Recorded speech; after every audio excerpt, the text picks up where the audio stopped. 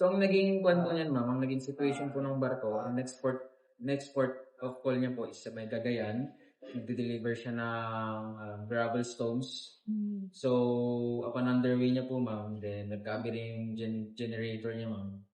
So, since that day, medyo bad yung weather and sea conditions. So, tinangay siya ng alon, big waves. Then, napadpad po siya sa may kalagitnaan po ng Ilocos Norte at Ilocos Sur. Then, according po sa ship captain, para ma-lessen po yung casualty, kaysa makapsize po yung mismong vessel po nila, nag-decide na i-beach na lang po sa may shoreline po.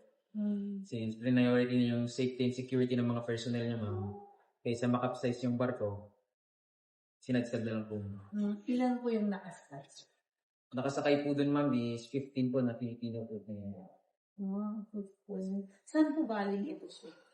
Galing po dito, ma'am, sa may Port of Corinon. Sa may Port of Corinon. Tapos papunta sana ng Cagayan. sir. Yes, ma'am. Ang laman po ng barko, ma'am, is yung gravel stones po. Gravel.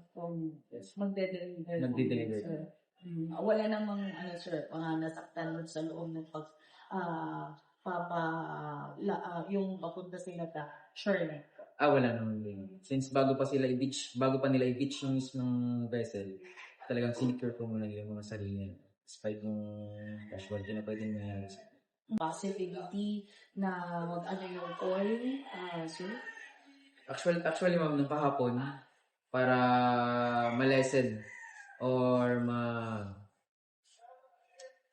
para sana, hindi na lumala yung yung issue regarding sa oil spill. Naglagay na kami ng oil spill boom.